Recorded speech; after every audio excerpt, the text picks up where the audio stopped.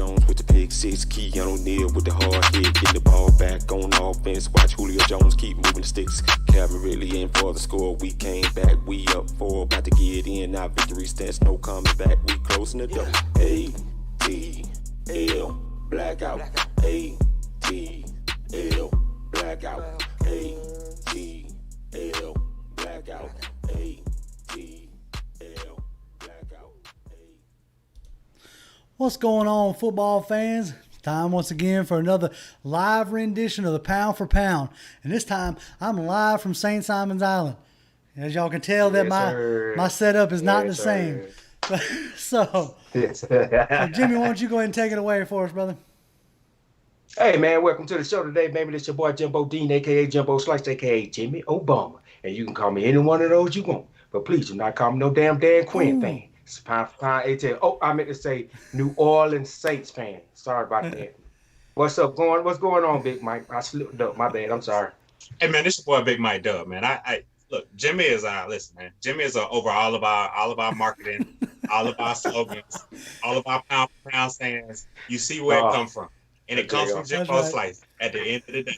Listen, like I said, hey, it's a great week, man.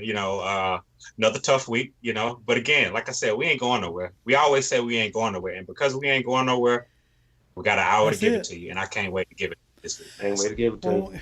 Let's have a good show, fellas. Well, once again, gentlemen, we are coming at y'all with historic game, historic news, and but on the wrong side of history, as we always have been, and it seems like as long as DQ is at the head, we always will be.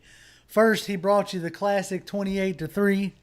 No team in NFL history had ever lost, and going into overtime and all this stuff in the Super Bowl, yada yada yada. No Super Bowl had ever went into overtime. Okay, so that was history making number one. Then he brings you this year history making number two.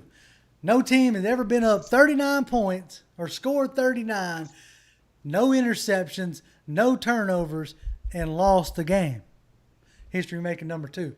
History making number three. No team in NFL history has ever lost double-digit leads the same time or in the same season within regulation. Boy, we are making history with Dan Quinn. We on the road, J.O. We on the road. This is not the history that I thought we was going to be making. When we brought this man in from Seattle, he was supposed to bring the Legion of Boom. He was supposed to bring that consistency, that toughness that Mike Smith couldn't bring to this defense. Well, 5 years in, we realized that Dan Quinn ain't got no toughness. Dan Quinn ain't fast. Dan Quinn ain't physical. And neither is his team. Now, the players love him, but I got a theory on that.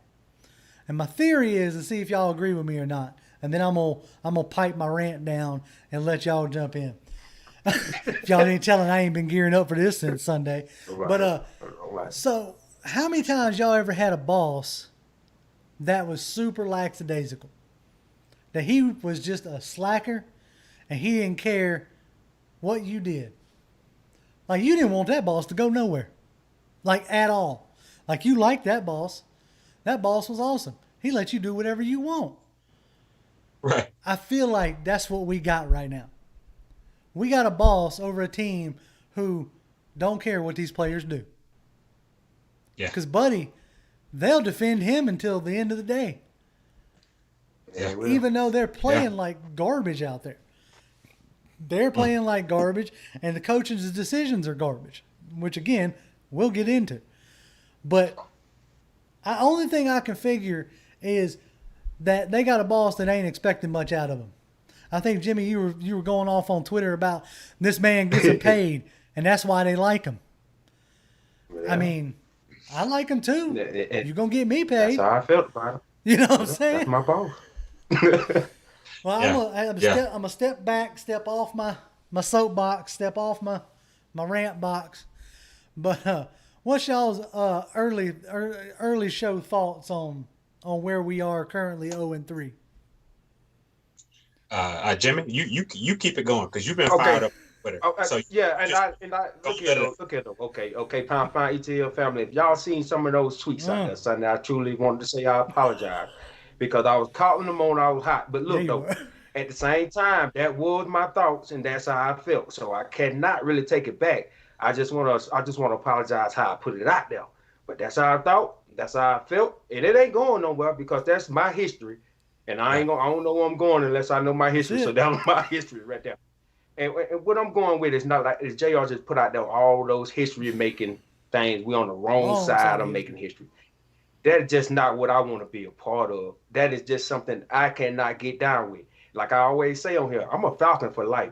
Please don't get it twisted. But it's hard to associate myself with somebody who is displaying me like that, embarrassing me. It hurts though. Absolutely. But I'm gonna do this. I'm gonna say this though. We are the best, and this is a positive. We are the best first half team in the NFL this season. And don't y'all ever forget that. If we could just end the game at halftime, dude, done. Done. Halftime.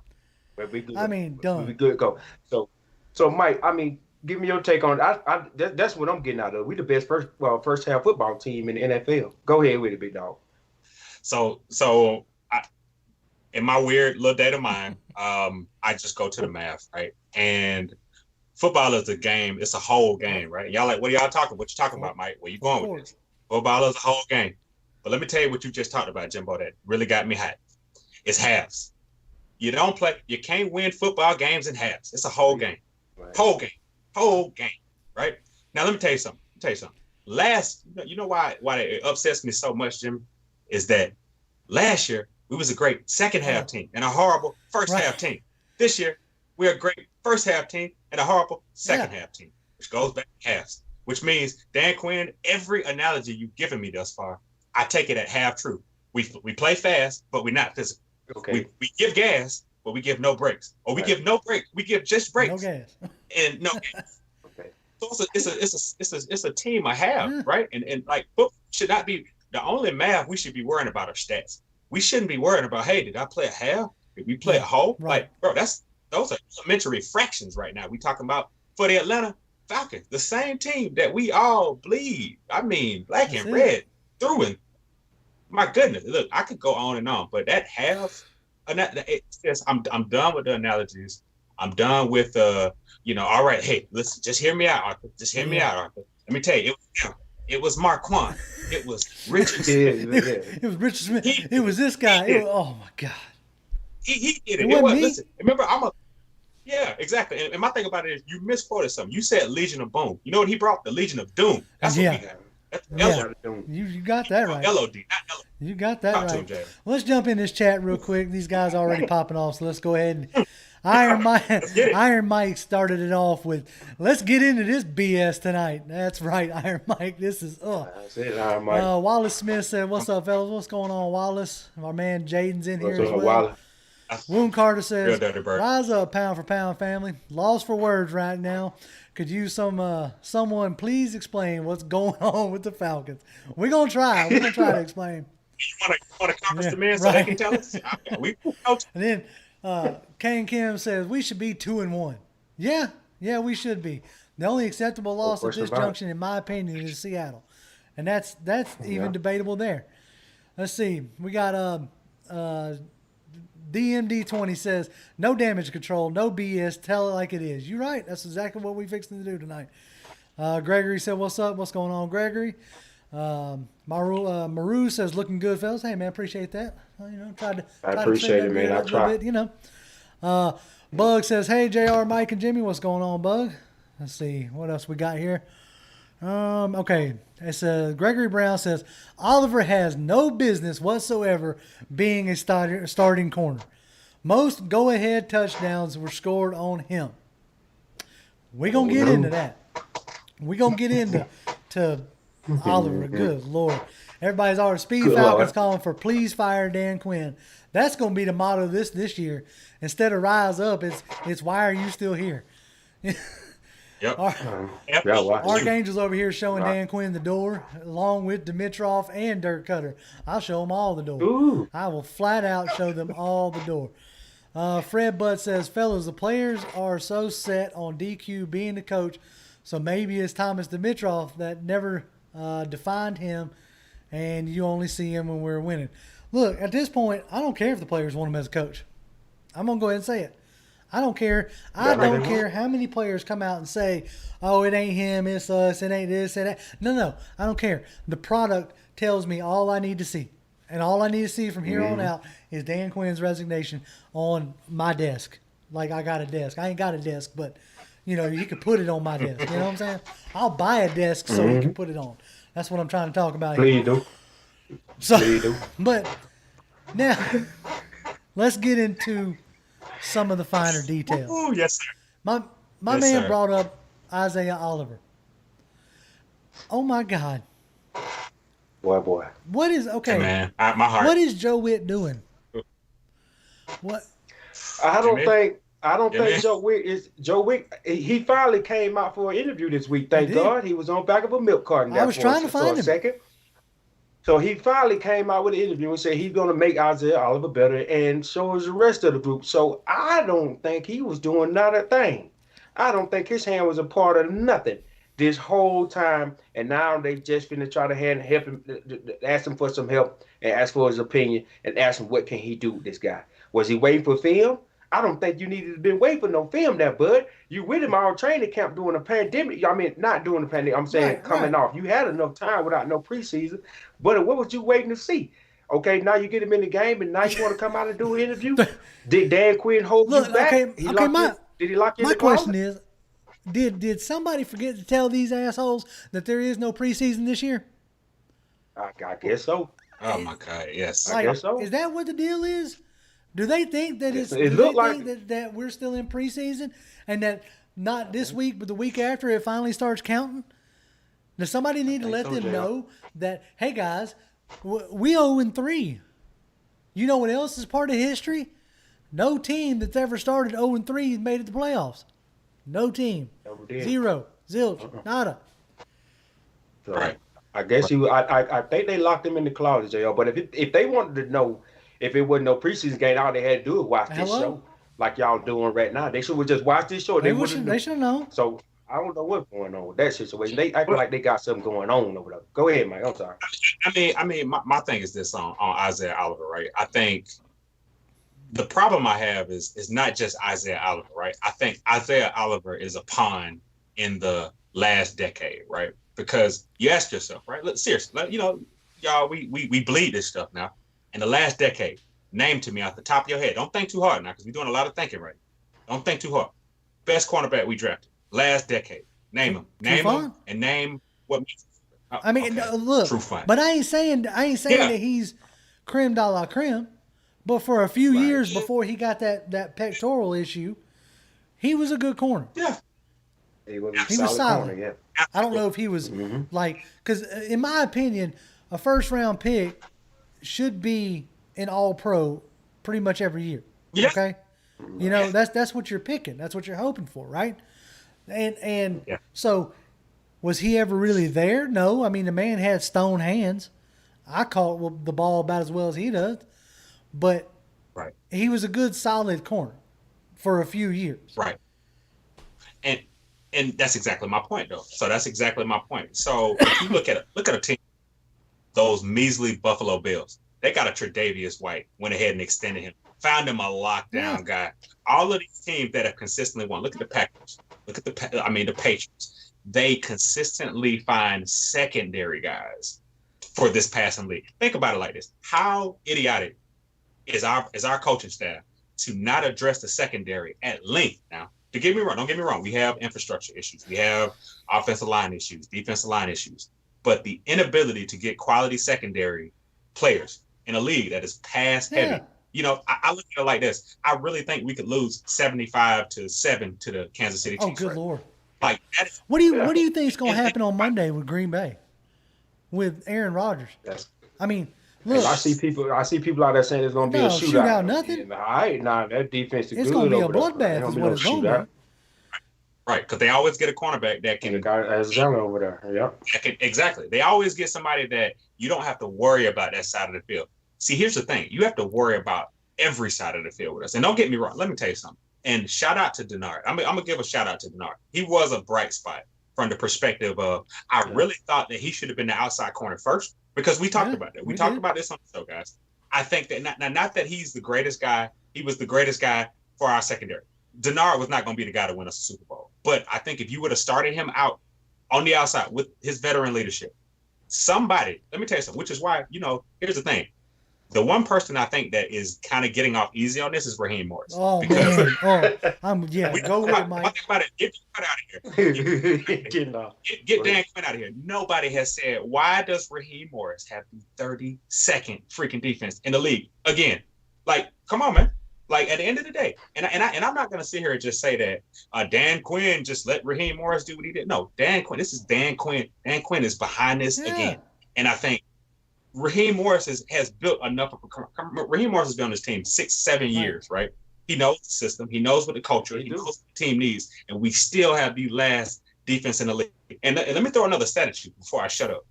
If you look at the NFC South right now, we have scored more points, literally, in the NFC South than any other team. The Saints, the Bucks, the Panthers, but we have given up almost twice as many points. Oh my God! Jesus, that is. Let's talk about it. Look, okay. I'm glad you brought that up, Mike. I'm glad you brought that up. I have, for one, and I'm going to continue to do it as long as he's our OC. I, for one, have been killing Dirk Cutter. I will continue to kill Dirk Cutter because you knew for a fact, flat out, that your defense has been playing like trash. Why in the fourth quarter are we not trying to eat the clock? Why in the fourth quarter with a lead, mind you, why did we have one possession take 11 seconds off the clock, another possession take 34 seconds off the clock, another possession take a minute 20 something off the clock? That's not even 2 minutes. There's 15 minutes in a quarter. Yeah. Why, when you are up, why are you throwing the ball? You had Todd Gurley, who is finally at least had a game that looked halfway decent. Okay? Yeah. Your O-line was opening up holes. Okay? Yeah. Brian Hill looked like a nice tandem with, you had over 100 yards rushing for the first time this year. Why are we throwing the damn ball in the fourth quarter? Does Dirk Cutter not know that if you incomplete a pass, that the clock stops? And I'm going to go ahead and call it. We like to protect him at all costs, so to speak, and yada, yada, yada. But why wasn't Matt Ryan audibling out of that stuff to a run play? Yeah. Even if you're not making much headway on a run game, if they're selling out to stop you, why aren't you at least doing it to keep the clock running? To give your defense a chance, your gas defense that's dropping players left and right. At that fourth quarter, your best defense was your offense.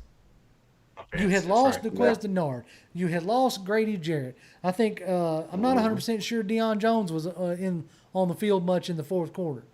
You see what I'm saying? You were depleted. Mm-hmm. Your offense had to know that.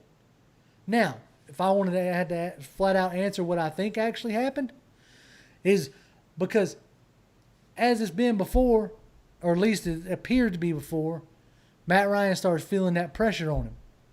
That pressure that he's got to go out and score. And that he's got to go and put another score up on the board. So now we're throwing the ball all over the damn place instead of playing smart.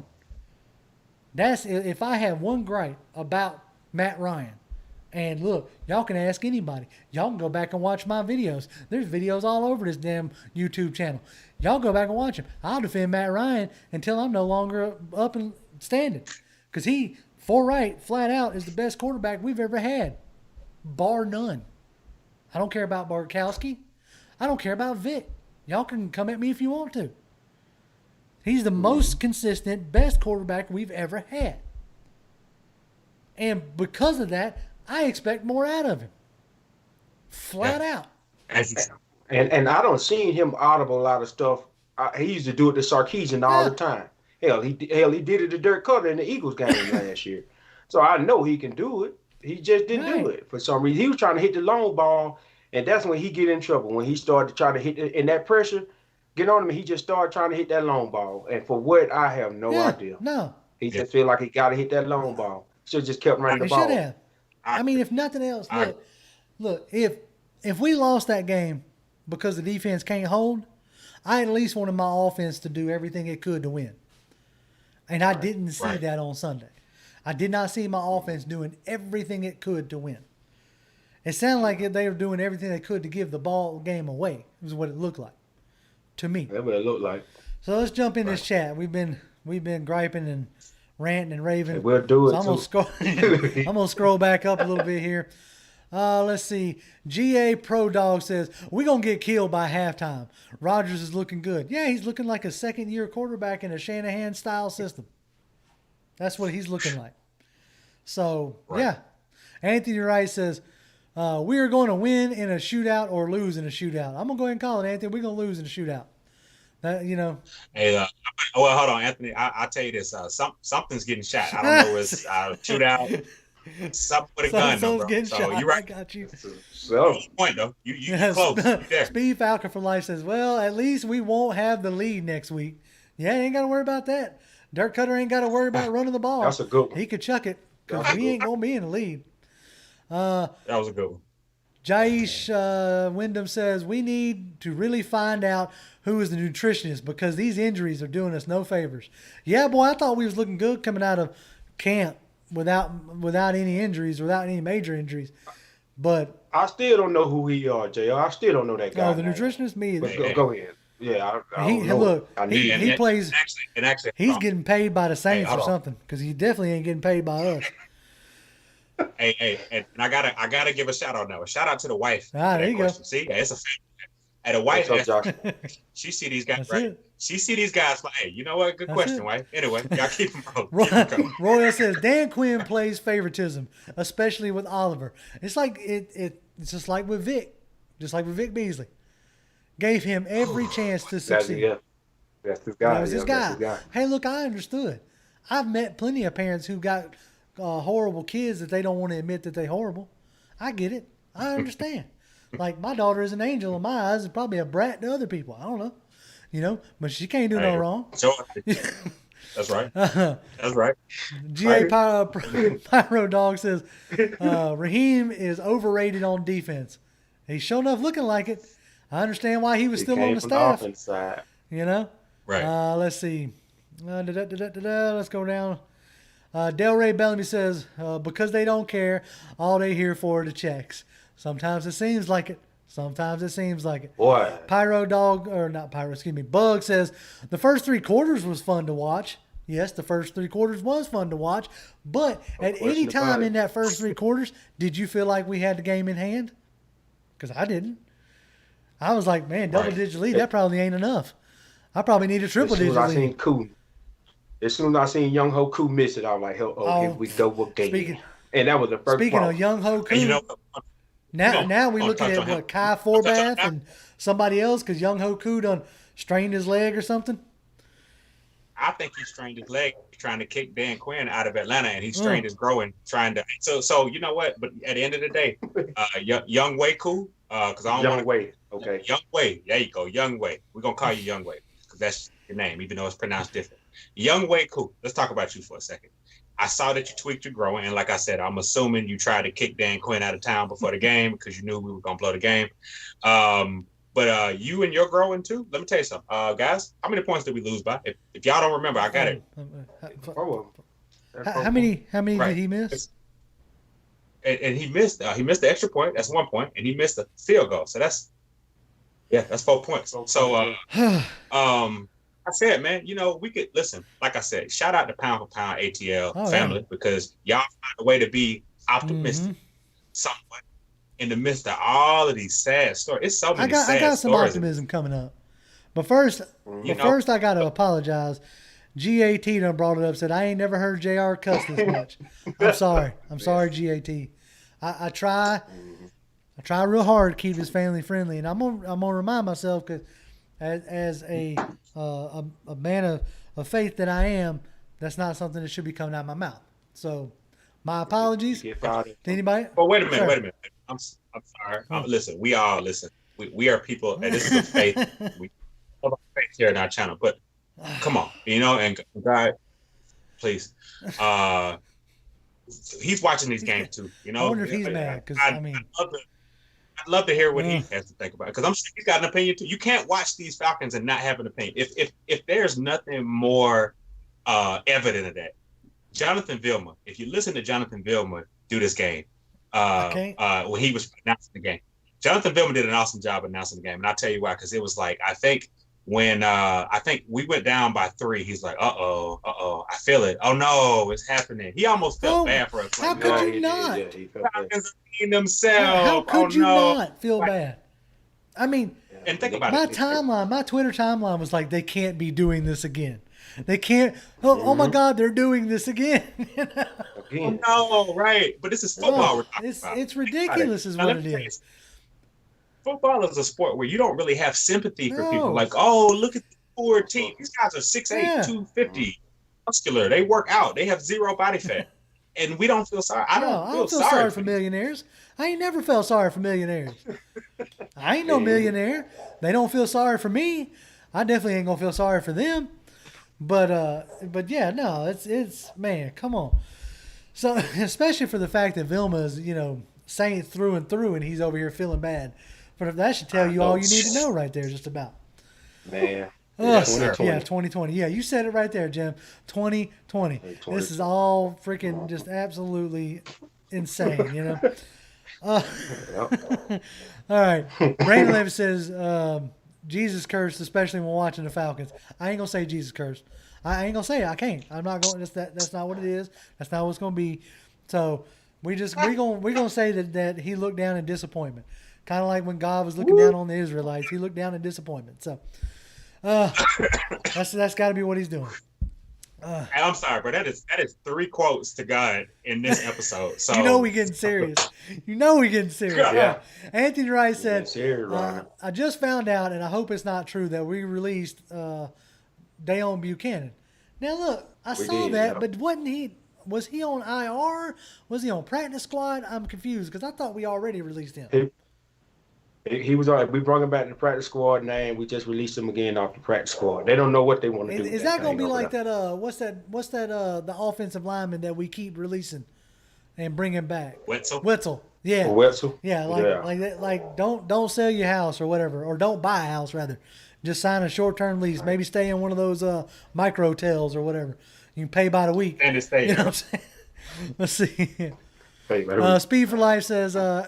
Eric Benemy, the new head coach. Now, Jimmy, you were saying something about Eric before we got going tonight, and I was waiting for somebody to bring up his name so that you can share, because you had a real good thought, and I think people need to hear it. And when I was watching that game last night, I saw a fired up, bald head man that was ready to get in some ass. I was ready to get on some people. And he didn't care how rich they were. JR say he don't like millionaires. Bellamy don't like a million. If you not running his offense the way he felt. He got one of the best young quarterbacks in the league, and he went down that sideline and he ripped every last one of them, and he dared one of them to stand up and say a word. It was quiet on that sideline. And I text JR and them, and I said, I have never seen Dan Quinn do that. And if I did, I missed it. And y'all can leave that in the comments and let me know if y'all ever seen Dan Quinn do that, Raheem Morris do that. Maybe Jeff Albrecht, maybe. But I ain't seen it. I'm most saying fired up I ever seen Quinn was at the ref up in Seattle when they mugged Julio Jones. Oh, okay. That's the most fired up I ever seen Quinn in a game. But Mike, his family. Mike, you had an interesting thought about Kansas City's OC that you shared with us, and I'd like for you to go ahead and share that now. Absolutely, and appreciate that, JR. So my thing is right now we talk a lot about Eric Bieniemy, right, and offensive coordinator, Kansas City, and I get it. To be honest with you, Jimbo, great points, because I like that fire that I saw. And to be honest with you, that's one thing I'll give Mike Smith credit for. Mike Smith was he was kind of a tight butt coach, but he was very much in these players' faces. He was the more demanding, I thought, of his players than Dan Quinn. Now, Dan Quinn embraces the role of a player coach. He kind of wants to be the new age Pete Carroll, right? But, back to Bieniemy for a little bit. I think because it's a bad problem that we have right now is that we're mentioning Eric Bieniemy after 3 games. You know? And at the end of the day, I looked at the Athletic sports article today where they talked about Eric Bieniemy and basically him interviewing for all of these other jobs. He's interviewed for 7 different head coaching positions, right? Wow. So he is interested. He is very interested in being a head coach. Now, I think a bit of a red flag is a couple red flags at Eric Bieniemy that I want to touch on really quick, right? And I think one is maybe he does not interview well, right? Maybe there's something that an owner says, hey, I don't know if I want to give this guy all of my hard-earned money to take my team to the next level. And that's something that they see in him. Now, true enough, there could be a myriad of reasons why he hasn't crossed that threshold. But the problem with Eric Bieniemy is that he's on our radar a little bit too early. So here's the thing. If I'm the Kansas City Chiefs and I'm seeing Eric Bieniemy, I'm kind of looking as well like, okay, well, hey, we're not going to hold anybody back from an opportunity. But you look at Andy Reid. Andy Reid has been around for a long time. And I listen, with a quarterback like Pat Mahomes, I don't think Andy Reid is trying to go anywhere anytime soon. But again, he's an older head coach. But I think the Josh McDaniels comparison is what sticks out here because you may have a guy that may be so loyal to Andy Reid that he may, again, he's tried but he sees that he's got a good thing in front of him. And I think a lot of times when you look at you talk to your family and you say, what's best for us? They might say, well, look, man, yeah, you could be the head guy. You can have the big office and make the big decisions, but you kind of got a good thing right here from the perspective that it gives the Chiefs enough time to, one, do their season like they're normally doing. Because at the end of the day, right now, he's concerned with getting Mahomes on track to throw for 400, 500 yards every game. I think that it's important to really take a step back and say, are we in on this guy a little bit too early from the perspective that we'll give other teams a chance? Because you look at it like this. If you're him, you're in a great position. His teams are going to take cash at you. And on the flip side, you got a team that's like, well, hey, you got a day job to do here as well. So it'll be an interesting development. But I think the problem with this is this. If Eric Bieniemy is not that guy, potentially, if we have a Dan Quinn, the drop-off between Eric Bieniemy and the next guy is long. So, again, man, let's watch Eric Bieniemy, but let's not just say that, oh, Dan Quinn is on his way out, we're going to go Eric Bieniemy, because I think that it's a little too early. And think about it, man. We're going into our 4th game, and we're already talking about who the replacement is. But see, Mike, Dan Quinn ain't going nowhere. The way this thing set up this year, and the way it looking like, he ain't going nowhere. If he do go anywhere, we just going to have to move up a coach that's already on the staff right now. We ain't going to bring nobody in this year until way after the season. It's going to be way after the season, in my eye. Go ahead, J.O. I'm thinking that at this junction, something's got to give, right? Something got to give, yeah. You're 3 weeks. Everybody keeps saying we're 3 weeks in. We're 3 weeks in. Technically speaking, yeah, we could go 13-3 still. Nobody sees that happening. Like that would be the craziest shock in the world. But I will say this: I'm with you. I don't know if I'm ready to name the next head coach in week 3. And what I mean by that is, as much as I like what Kansas City is doing, the one thing I know and notice, it's still Andy Reid who's calling the plays. It may be Bieniemy who is doing all the grunt work as far as, putting forth a game plan, figuring out what the weaknesses are on the team that they're facing, so on and so forth. But it's Andy Reid who is calling that game. Okay? Same deal with, look at it like this. Same deal when you had Sark come in after Shanahan. You handed Sark Shanahan's playbook and said, here you go, buddy. Call these plays. Right. It wasn't Sark's plays. You know what I'm saying? It wasn't Sark's flow. He could never get into the flow that Shanahan had. And that's why his game plans look so disjointed, right? I'm not saying that that's what's going to happen if you bring Bieniemy in here. But if you're bringing this guy in because of his offensive mind, it speaks a lot when he's not the one calling the plays. That's my only real concern there. And for all you people who were like dying for Kubiak, how's he looking up there in Minnesota? How's his offense looking? That's a dumpster fire over there. You know what I'm saying? Everybody was so assured that bringing in, Kubiak would have been the absolute answer. And who knows? It might have been. We got better caliber players here in Atlanta than they do up in Minnesota, at least at the quarterback position and at most of the wide receiver position. They probably got us beat at tight end and possibly running back with a younger, Dalvin Cook. But their offense hadn't been killing it. So it's an interesting thought when you just absolutely know that this person is going to be the right fit. You never know that. It's all more about who they bring in as well. You know what I'm saying? Right. And I got to agree with y'all. It's a little too early. I mean, this is just as much as I want Quinn gone, and I want Quinn gone. And, I mean, you won't hear me defend Dan Quinn for the rest of this season, okay? So I want Quinn gone, period, point blank. But I'm not necessarily ready to name the next Falcons head coach. So let's jump back into this chat here for a few minutes. Let's see. Smitty Sports Machine says Falcons have to let Gurley and Olsen wear down the Packers defense as well. Yeah, but you got the wrong OC for that. I mean, I'm sorry. And, you're going to get down early to Green Bay, and Cutter is going to throw the ball all over the yard. Fred Buss said he did Sunday when we was when we have up 2 touchdowns. Yeah, I mean, he did get the run game going a little bit, but he abandoned it as soon as the freaking Bears started coming back. He just flat out abandoned it. Let's see. Brandon Levy says, does Bieniemy call plays? That's what we were just talking about. Looks like Reed's offense. It is Reed's offense. Like I said, I don't know how much work Bieniemy does, Monday to Sunday or Monday to Saturday, whatever you want to call it.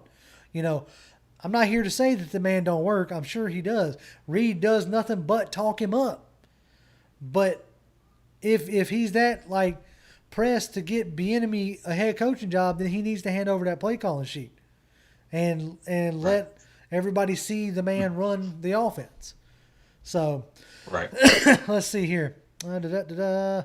Nick says, when we have a 2-score lead or more in the fourth quarter, it scares me. Yeah.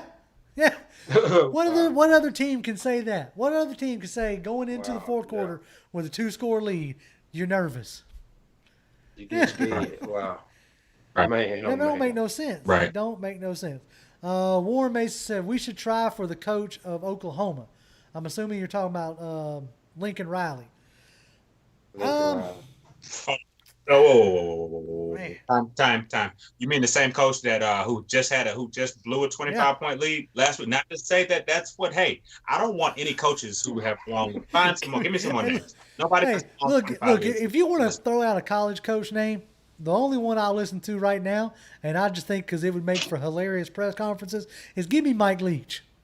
If you want to give me anybody out of college, give me Mike Leach. At least his press conferences would be entertaining. That's a funny joke. If nothing else, at least his press conferences would be entertaining. King Quest says, Dan Quinn is only good because of Pete Carroll. Do you think that Eric Dude would do the same because of Andy Reid? That's the fear, right? That's a possible situation right there. Anthony Wright brings up Sean Harlow. Harlow has done nothing but steal money from the Falcons. It's the Falcons organization's fault. Why they're keeping him around, I don't know why. They make some interesting moves. If nothing else, I'll be glad that at the end of this season, they better show Dimitroff the door. And, he won't let nobody go. He won't let his people go. So, they need to show him the door. Belafonte says, Falcon fans are always left counting on next season. Rise up and wake up. Yeah, I mean, that's the way we feel from time to time. That's true. Always, next season. And, let's see, Speed Falcon says, there must be a Saints fan in here. I've seen a few of them pop in. Yeah, of course they're going to try to rub salt in the wound, but hell, your quarterback can't even play a full game, so I don't even want to hear it. With that rubber arm, I'm about to say. Right, you better get on. Your quarterback looks like Joey Harrington right now. So your coach has got a love affair with a gadget player. So I don't want to hear it from y'all. Exactly. Right.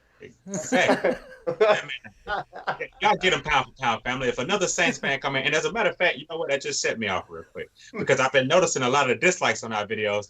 All Saints fans, because I found it. You know what's funny is I bet it's LSU Saints, but you know what? That's his name, LSU Saint. If you see him on our video, y'all make sure y'all welcome him to pound for pound ATL. That's right. Pretty please. They lost too, so they just trying to find. They trying to find it. He's gonna bring up 28-3.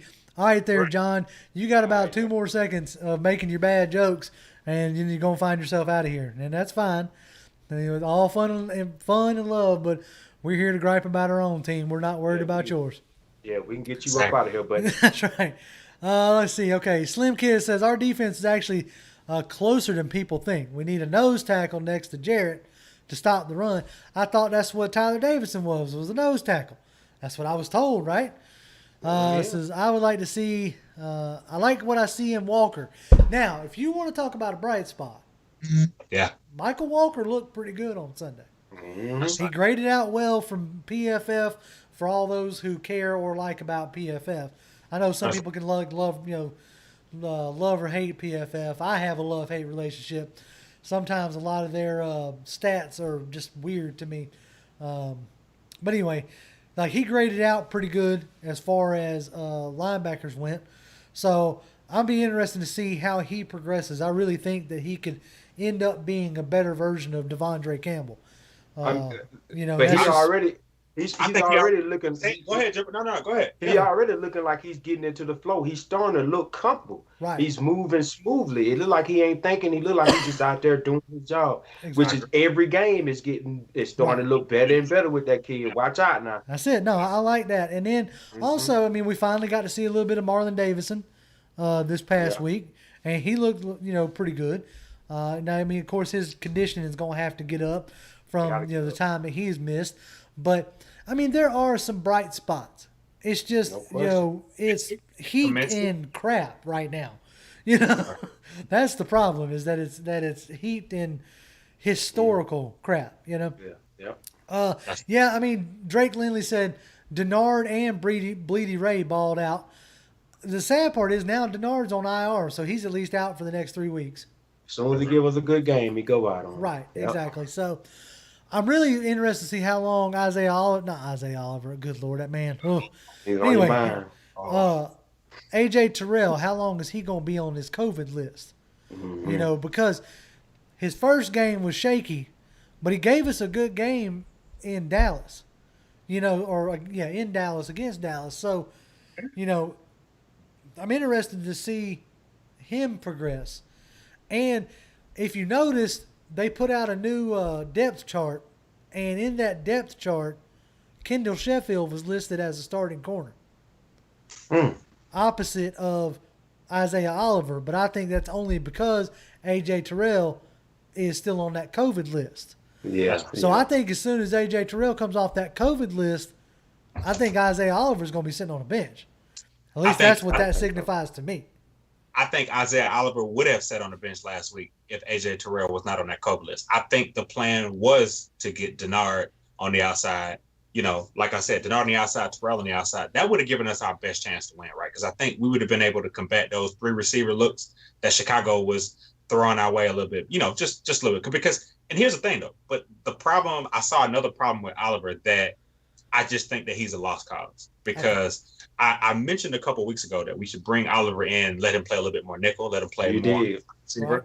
And we did that, and man, he was giving up plays in the slot. It's just where you can't hide the guy, and I think that's just always been a problem for us. Every game, shout out to every OC who says we got to find a way to let Isaiah Oliver lose the game for them. And they do it every it's just it's like it's I mean, Harry Douglas even called it out on Twitter. He said, how could you not target him if you're an OC? I mean, he's given up everything. I agree. Now, somebody just brought up something. Jeremy McCrimmon. He said, we should have picked up Earl Thomas because KZ is trash. Now, look, I'll give you KZ isn't great. But now you got issues with Ricardo Allen being injured again. Why not bring him in? The Texans didn't sign him. You know that at least he can play that single high safety.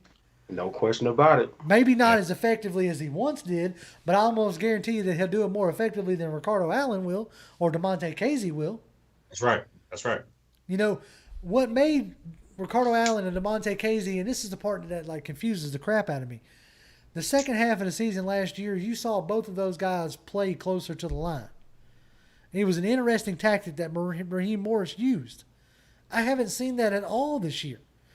I see that whole single high safety garbage Right. that we've been rolling, that we don't have the safeties to use that look with, because the safeties that we have don't have the speed nor the range to play that single high safety look the way Dan Quinn wants to play it. So I'm glad you brought that point up, because you brought up the science side of my brain now, because I look at it like this.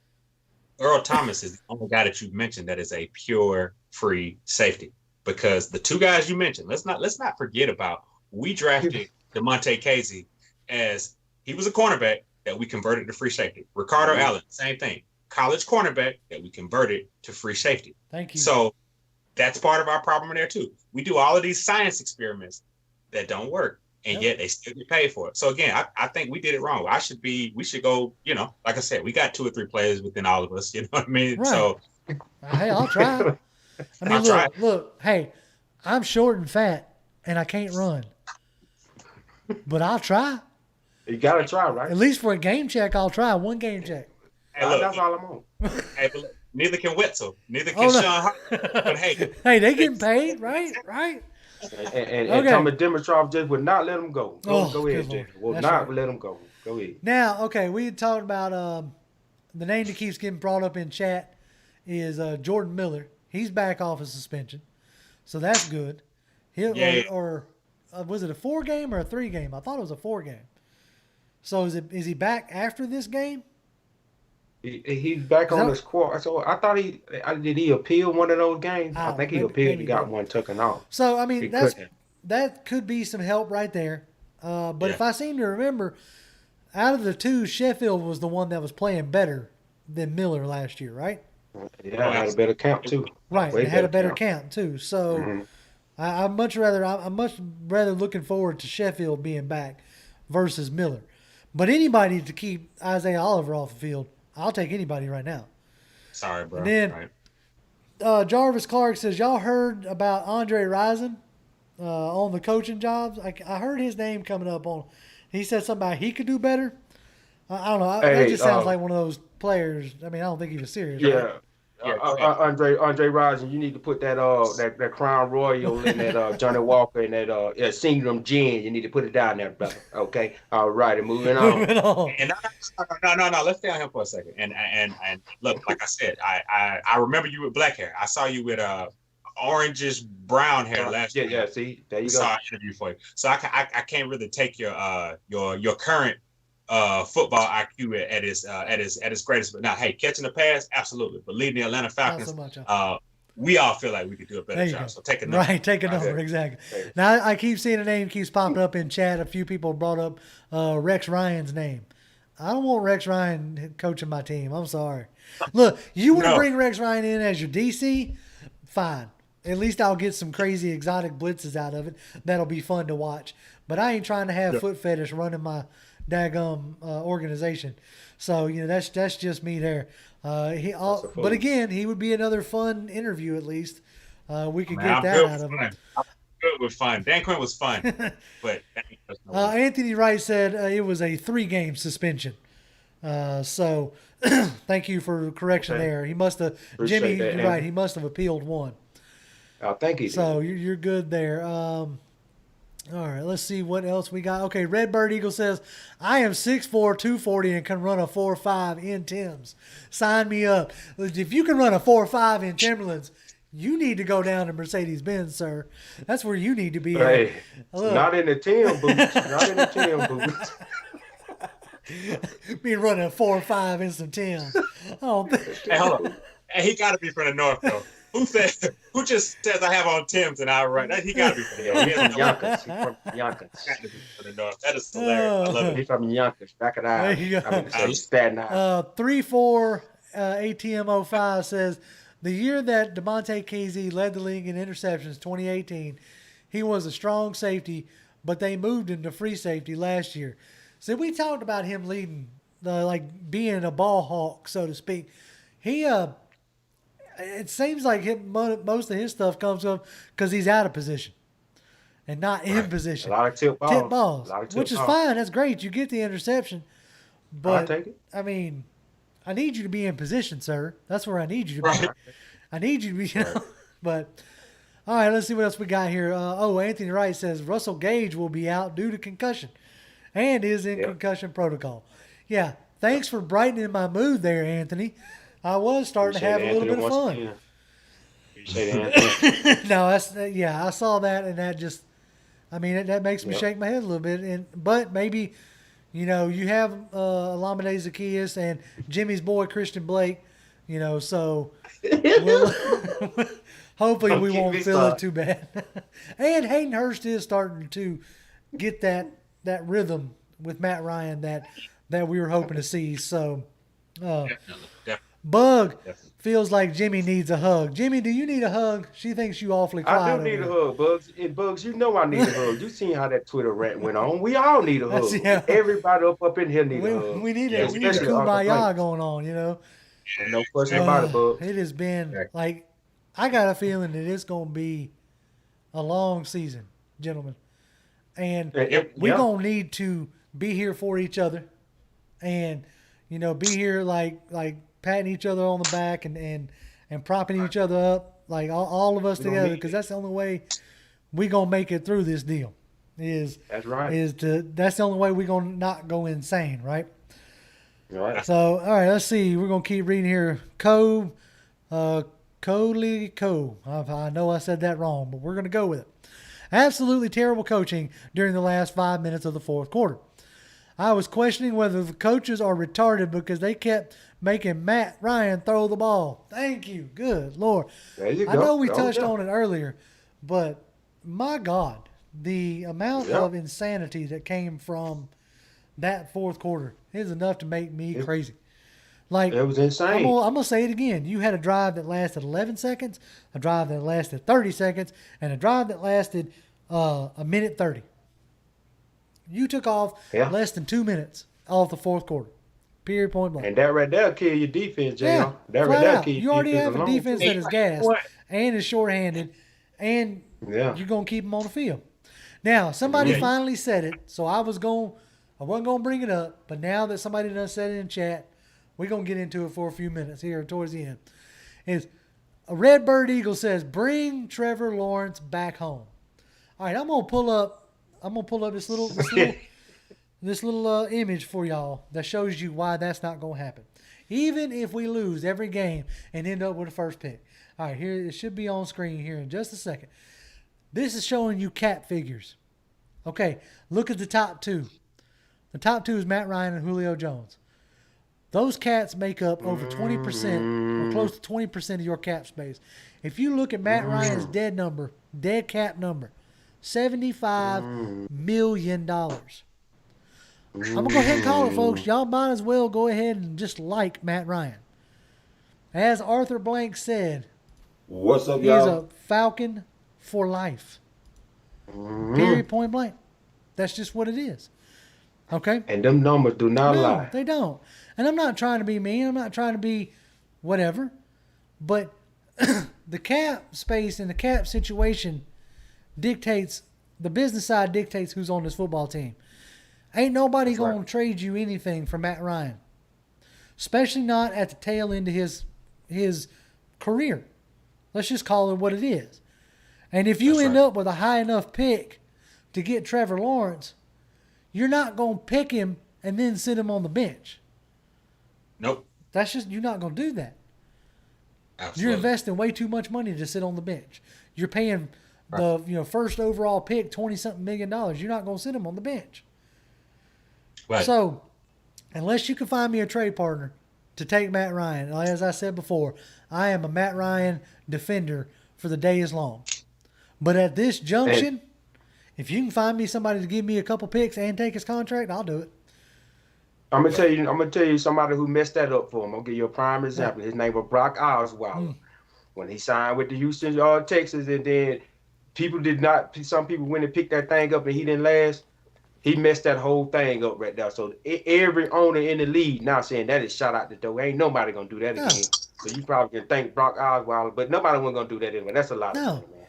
I mean, the only team that you could potentially get to do that is Cleveland Brown or Jacksonville Jaguar. They're the only ones that have that kind of cap space because they don't have a quarterback, right? Right. You know, right. So that ain't gonna happen. So I know a lot of y'all would absolutely love Matt Ryan to be in another uniform. I don't know why, but I know y'all do because I see it every week. Y'all blame Matt Ryan for giving up points on the defense somehow. So, but you know, I will say this. Hold on. Let's focus on that thought for a little bit now. Okay, we will be in salary cap hell next year. Yeah. True enough. Like, that's another discussion, and true enough. I know we don't have enough time to go in on it, but I mean, Denver Broncos. Now, don't get me wrong. Now, that's a team that, to be honest with you, I always thought Matt Ryan was a better AFC type quarterback anyway. But all I will say is, as we continue to go week by week, let's just see how it plays out, because I'll be honest with you, nobody thought that the Seattle Seahawks would draft Russell Wilson after they paid Matt Flynn $60 million all that time. So let us not forget that, hey, anything is possible, even though we're talking like the Seattle Seahawks, who have won championships, who consistently put a good product on the field. I don't want to compare us with franchises who have gotten it right, because clearly we haven't shown that level. Clearly, Mike. No, clearly we don't have that competency going on. Not from our front office. Some folks are bringing up that Charles Harris had a sack in his first game. Hey, look, hey, that could be one that works out for us. I know Dante Fowler has been somewhat quiet, the last game, but he's also been fighting through an ankle injury. Absolutely. So I'm not ready to throw the towel on Dante Fowler yet. If he keeps it up, then obviously, yeah, no doubt. But he a vet too. Right. He gonna come around. He a veteran. Right. He gonna come around. And I don't think Dante Fowler has been horrible. No. I think that Dante Fowler has done what he is asked to do. But you got to think about it. Dante Fowler has been fighting through a nagging ankle injury where he really shouldn't be out there. I think Dante Fowler is the guy that the Falcons need, because, like I said, he's a guy that's hurt. He's basically out there on one foot almost, trying to give everything he can to this team. And let me tell you something now. Hey, as gripers in Falcon Nation, didn't we complain about that? Didn't we have seasons and seasons of shows and shows about a defensive end who would have, not played if he had a hang? Yeah. So let's get off Dante Fowler. Yeah, right. I'm willing to give Dante Fowler some time for sure. Kojak is just checking in. Kojak, man, tuck it. What's up, Kojak? He says, rise the F up. What's going on, Kojak? Glad you decided to drop in with us. 50 Mil says, what about TD? Would Arthur Blank be able to bring in another GM in with our bad cap situation? Of course. There's only 32 of these jobs. You can get rid of TD and bring in, Louis Riddick would jump at the chance.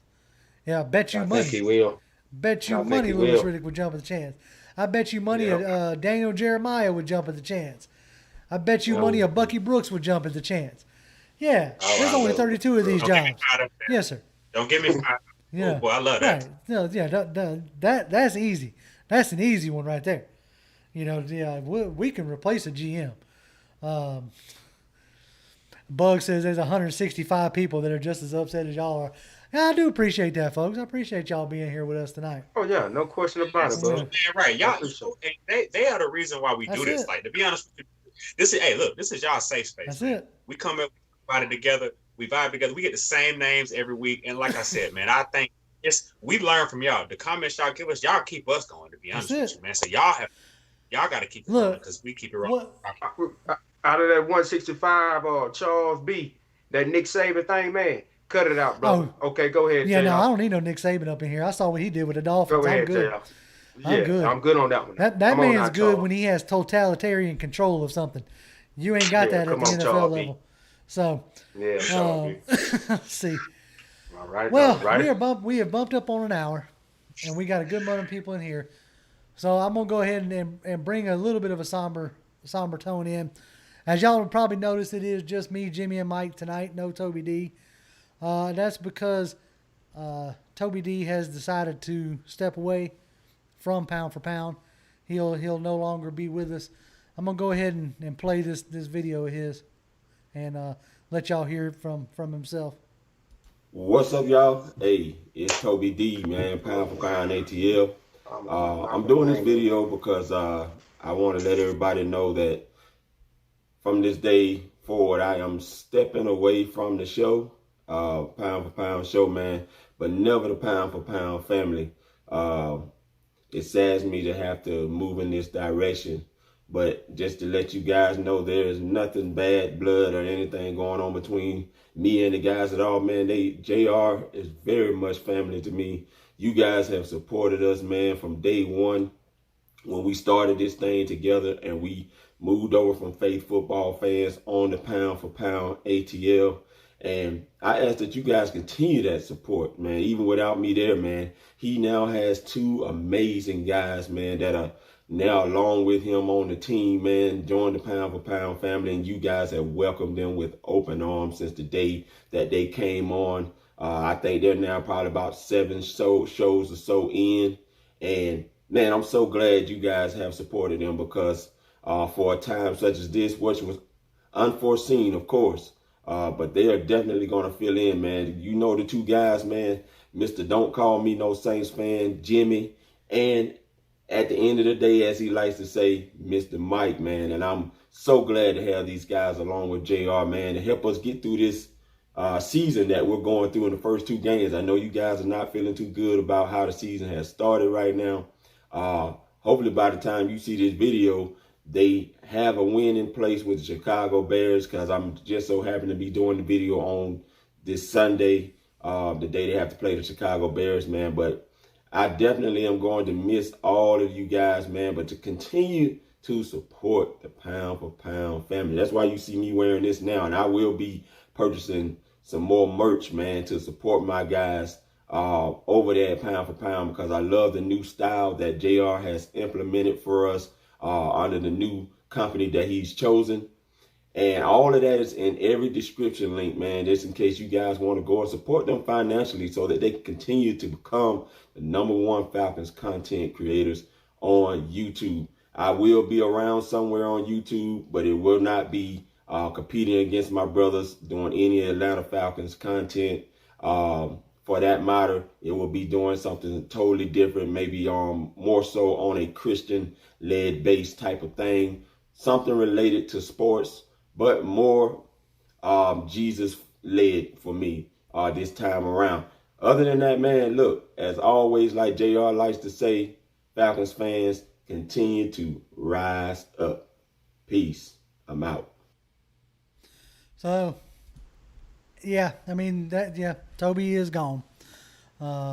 He has been just having a tough time, as he said, and but he wanted to tell y'all goodbye in his own words.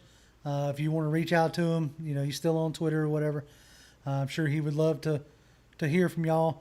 As I told him, as long as I'm involved with this show, that he can come back anytime he wants to.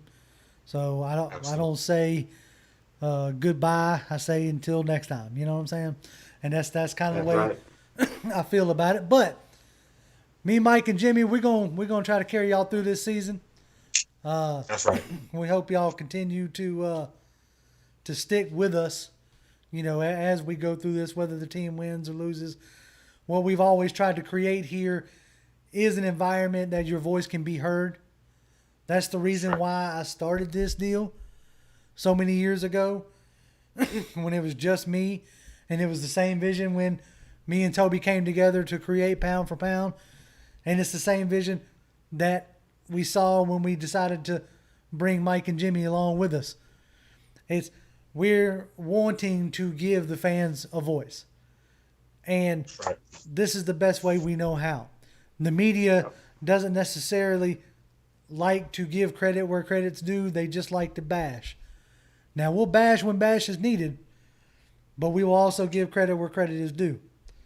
And, That's right. Mainly, we wanted to try to give y'all's voice and let all of our voices be heard. I mean, this is a big virtual water cooler. This is a virtual tailgate. You know what I'm saying? So That's right. we appreciate all y'all. We appreciate the ones who watch our videos.